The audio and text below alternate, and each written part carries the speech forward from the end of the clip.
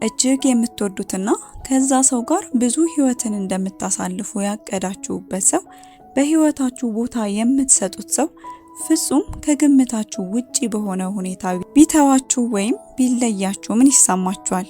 ይህ ስሜት ከባድ ነው። ያለ መፈለግ፣ ብቁ ያለ መሆን፣ ለራስ ያለ ግምት መውረድ ሊያጋጥማችሁ ይችላል። በዚህ ምድር ላይ የሰውን ልብ ከሚሰብሩና ደስታን ከሚነጥቁ ክስተቶች መካከል አንዱና ዋነኛው በሚወዱት ሰው መተው ወይም የሚወዱትን ሰው ማጣት ነው። እንዲህ ያለው ክስተት በሚከሰት ወቅት ሰዎች የተለያዩ እርምጃዎችን ይወስዳሉ። እናንተስ ምንድነው የምታደርጉት? እነርሱን ትወቅሳላችሁ ወይስ ራሳችሁን ማብራሪያ ትጠይቃላችሁ ወይስ ዝም ትላላችሁ? በዚህ ቪዲዮ የራሴ የምትሉትና የምትወዱት ሰው በምክንያትም ሆነ ያለ በቂ ምክንያት ቢርቃችሁ ያ ሰው ከእናንተ በመለየቱና እናንተን በመተው እንዲጸጸት የሚያደርጉትን 6 ወሳኝ ዘዴዎችን እናያለን። እነዚህን ዘዴዎች በትኩረት ከተከተላችሁ በህይወታችሁ ያለ የትኛውም ሰው ቢርቃችሁ በጭራሽ አትጎዱም። ምክንያቱም ከዚህ ቪዲዮ በኋላ ምን ማድረግ እንዳለባችሁ ታውቃላችሁ። ቪዲዮውን እስከ መጨረሻው ድረስ እንድትከታተሉ ጋበዝኳችሁ። ላይክ እያደረጋችሁ ጀምሩ።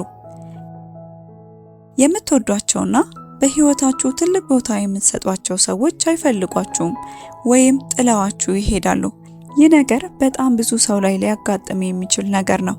እነዚህ ሰዎች ከሚያደርሱባችሁ ስሜታዊ ወይም ስነ ልቦናዊ ችግሮች እንዴት ራሳችሁን መጠበቅ ብሎም በውሳኔያቸው እንዴት እንዲጸጸቱ ልታደርጓቸው እንደምትችሉ እንይ።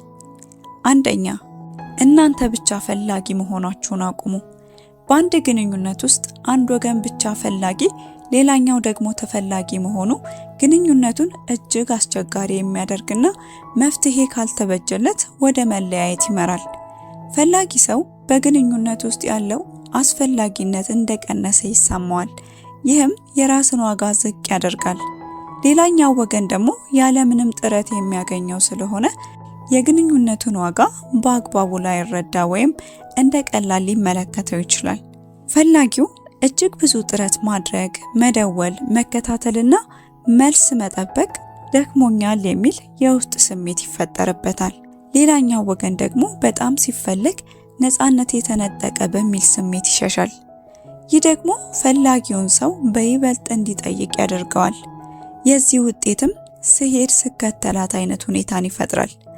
አንድ ሰው ብቻውን ግንኙነትን ለመገንባት ወይም ለማቆየት ሲጥር በውስጡ ከፍተኛ የሆነ የብስጭት ስሜት፣ በጊዜ ሂደት ደግሞ ወደ ጥላቻ ወይም መራራቅ ሊያድግ ይችላል። ይህ ደግሞ ፍቅርን ቀስ በቀስ ይገድለዋል።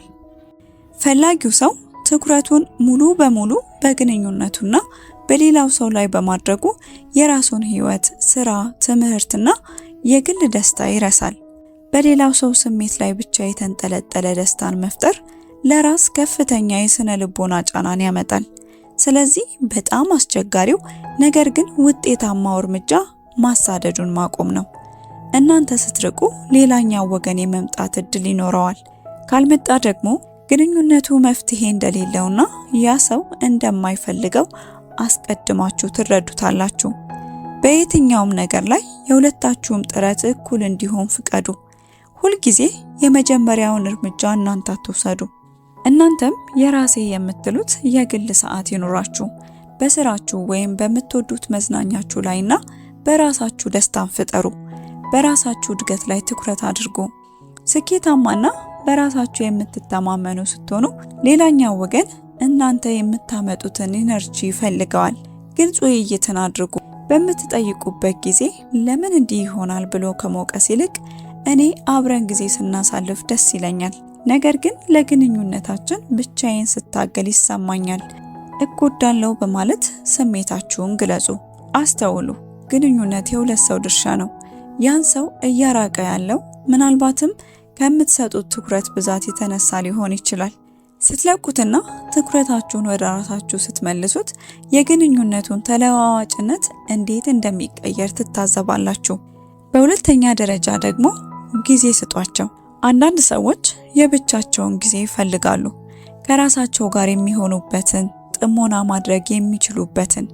ግን እናንተ ምንም ፋታ የማትሰጡና ሁልጊዜ ጊዜያቸውን ለእናንተ እንዲሰጧችሁ የምትጠብቁ ከሆነ መሰላቸትን በዛ ሰው ላይ ትፈጥሩበታላችሁ። በግንኙነት ውስጥ ለምትወዱት ሰው የምትሰጡት ትልቁ ስጦታ ጊዜ ነው።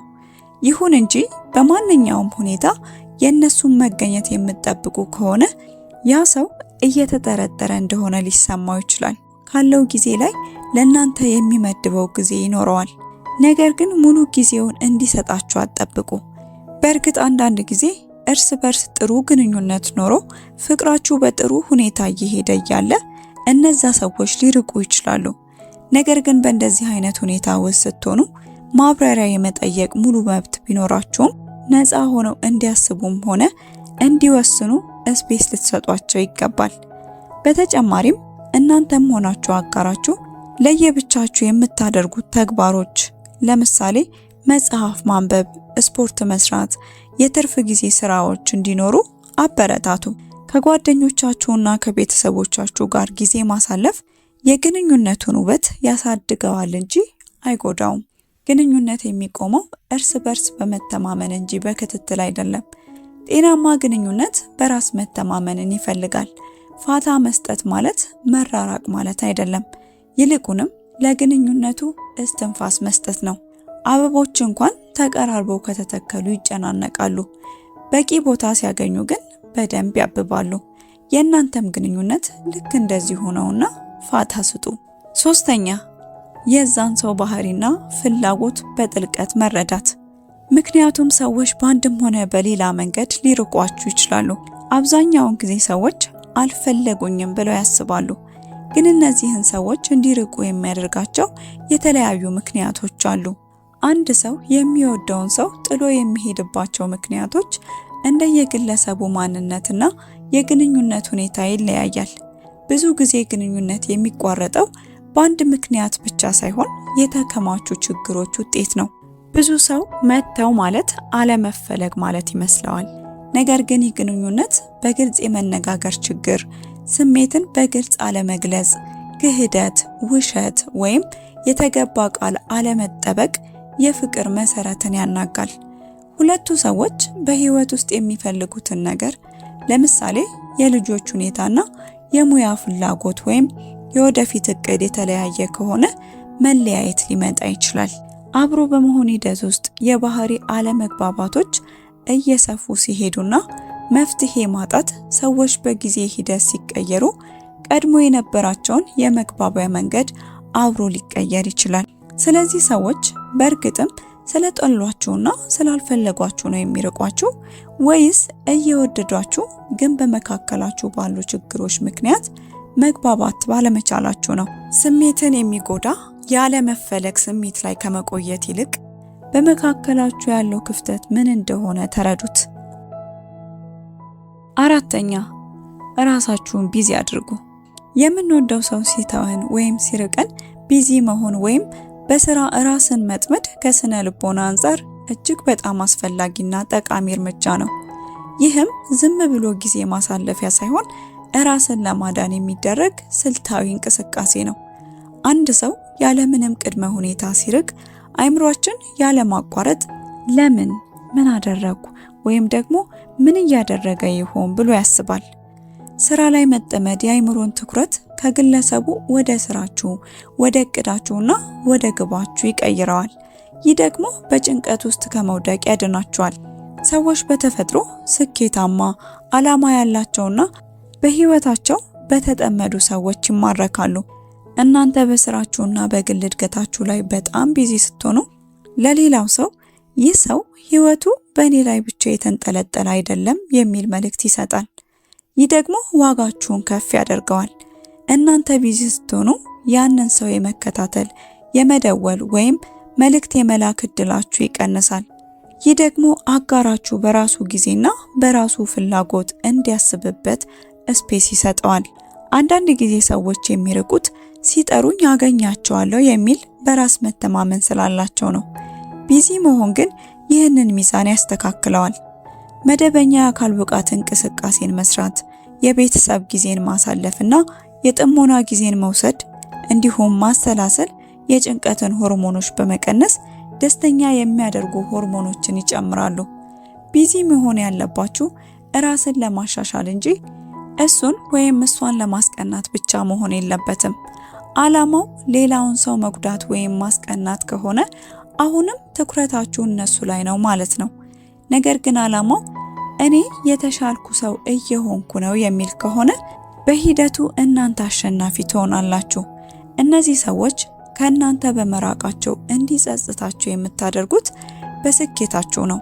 ምክንያቱም በዚህ ጊዜ እነርሱ ብቻ ሳይሆኑ ሁሉም ሰው ይፈልጋችኋልና ነው። 5ኛ አዲስ ሰውን ተዋወቁ። አዳዲስ ሰዎችን መተዋወቅ ከተሰበረ ግንኙነት ለመውጣትና ለመፈወስ በጣም ኃይለኛው መንገድ ነው። ይህ ሂደት የድሮውን ሰው ለመርሳት ብቻ ሳይሆን እናንተ ማን እንደሆናችሁና ምን እንደምትፈልጉ እራሳችሁን እንድታገኙ ይረዳችኋል። ከአንድ ሰው ጋር ለረጅም ጊዜ ስትሆኑ አጠቃላይ ዓለማችሁ በዚያ ሰው ዙሪያ ይሽከረከራል። አዳዲስ ሰዎች ወደ ህይወታችሁ ሲገቡ ህይወት ከእርሱ ወይም ከሷ ውጪ እንደሚቀጥልና ሌሎች አስደሳች ሰዎችም እንዳሉ በተግባር ያሳያችኋል። ይሄ ብቸኝነት ወይም ያ ሰው ብቻ ነው ዓለም የሚለውን የተሳሳተ እሳቤ ይሰብራል። ከተተዋችሁ በኋላ ብዙ ጊዜ በራሳችሁ ያላችሁን እምነት ትቀንሳላችሁ። አዳዲስ ሰዎች ከእናንተ ጋር ሲወያዩ፣ ሲስቁና አብረዋችሁ ጊዜ ሲያሳልፉ ለእናንተ ያላቸው አድናቆትና አክብሮት ለራሳችሁ ያላችሁን ግምት ከፍ ያደርገዋል። ይህ በራሱ የጠፋባችሁን በራስ መተማመን እንዲመለስ ያደርጋል። አዲስ ሰዎችን መተዋወቅ ትኩረታችሁን ሙሉ በሙሉ ከቀድሞ አጋራችሁ ያነሳል። የት ነው? ምን እየሰራ ነው? ብሎ የመጨነቅ እድል አይኖራችሁም። ይህ ደግሞ በድንገት እኔ አሁን ምን እየሰራው ነው ብለው ቆም ብለው እንዲያስቡና ከስሜታዊ ሱስ እንዲላቀቁ ይረዳል። በስነ ልቦናው ዓለም አንድ ሰው ጥሏችሁ በመሄዱ እንዲጸጸት ለማድረግ ምርጡ መንገድ ያ ሰው በሌለበት ህይወታችሁ የተሻለ ሆኖ መገኘቱ ነው። ደስተኛ ስትሆኑና አዳዲስ ሰዎችን ስትተዋወቁ ስራችሁ ላይ ስታተኩሩ ሲመለከቱ ተፈጥሯዊ የቅናት ወይም ያጣሁት ስሜት ይሰማቸዋል። ነገር ግን ይህ ስሜት የሚመጣው እናንተ ያን ሰው ለመርሳት የሞከራችሁት እሱን ለመጉዳት ሳይሆን ለእናንተ ደስታ በመሆኑ ነው። ሰዎች ሁል ጊዜ የሚማረኩት በራሳቸው በሚተማመኑ ህይወታቸው በአዲስ ነገር በተሞላና በእውቀት በሚያድግ ሰው ነው። አዲስ ሰዎችን መተዋወቅ ይህንን አዲስነት በውስጣችሁ እንዲፈጠር ያደርጋል። 6ኛ እናንተም ከዛ ሰው ራቁ። መረዳት ያለባችሁ አንድ እውነት ሰዎች ስለለመናችኋቸው የእናንተ አይሆኑም። ከመሄድ አታስቀሯቸውም። ይልቁንም በዚህ ተግባራችሁ ክብራችሁን ታጣላችሁ። አንዳንድ ሰው ያለ እርሱ ወይም ያለ እርሷ መኖር አልችልም ብሎ ያስባል። እንደዚህ የሚባል ነገር ግን የለም። የሰው ልጅ መኖር የማይችለው ከእግዚአብሔር ሲለይ ብቻ ነው። ምክንያቱም እርሱን የሚታመኑ ሰዎች ተስፋ አላቸው። በየትኛውም ጨለማ ውስጥ ያልፋሉ፣ ብርሃን ይሆንላቸዋል። ትተዋችሁ የሄዱ ሰዎች የሚጸጸቱት መልሰው ሲፈልጓችሁ እናንተ በተሻለ ደረጃ ላይ ስትገኙ ነው። በዝምታ ቆዩ። ምንም መልእክት አለመላክ፣ በማህበራዊ ሚዲያ ላይ አለመከታተልና በድንገት ጠፍቶ መገኘት በሰዎቹ አእምሮ ውስጥ ትልቅ የጥያቄ ምልክትን ይፈጥራል። ምን ሆና ወይም ምን ሆኖ ነው የሚለው ጥያቄ የእናንተን ዋጋ በውስጣችሁ እንዲጨምር ያደርጋል። እናንተ ከውበት ከስራና ከአስተሳሰብ አንጻር እያደጋችሁ ስትሄዱ ያ ሰው ይህንን ውድ ሰው ነበር ያጣሁት ብሎ እንዲያስብ ያደርገዋል። ጸጸት የሚመጣው እናንተ የጎደላችሁበት ቦታ ላይ ያለውን ክፍተት ሲያዩ ነው። ብዙ ጊዜ ትቷችሁ የሚሄደው ሰው እንደምትጠብቁት ያስባል። እናንተ ግን ሙሉ በሙሉ ህይወታችሁን ስትመሩ፣ እቅድ ስታወጡና አዳዲስ ሰዎችን ስትተዋወቁ ያ ሰው ያለ እርሱ መገኘት መኖር እንደምትችሉ ይረዳል። ይህ እውነታ የራስን ዋጋ በመገንዘብ ለሚመጣ ጸጸት ትልቁ መነሻ ነው። የማትወደዱበት፣ የማትፈለጉበትና የማትከበሩበት ቦታ አትቆዩ። መገኘታችሁን እንደ መዳብ ከሚቆጥሩ ሰዎች ራቁ። ምክንያቱም ወርቅነታችሁን የሚረዱት ስትርቁ ብቻ ነው። እነዚህን ሰዎች በመራቃችሁ ምክንያት የሚያጋጥሟችሁ ፈተናዎች፣ የስሜት ጉዳት፣ ናፍቆት ሊኖሩ ይችላሉ። ግን ጠንክሩ። ያለ ተጋድሎ ድል የለም። በስተመጨረሻም የራሳችሁን ደስታ ፍጠሩ። ደስታን ማንም ሊሰጣችሁ አይችልም። እናንተ የምትፈጥሩት ነገር ነው። ደስታን ከሰው የምትጠብቁ ከሆነ ራሳችሁን ለባርነት እያስገዛችሁ እንደሆነ ወቁ።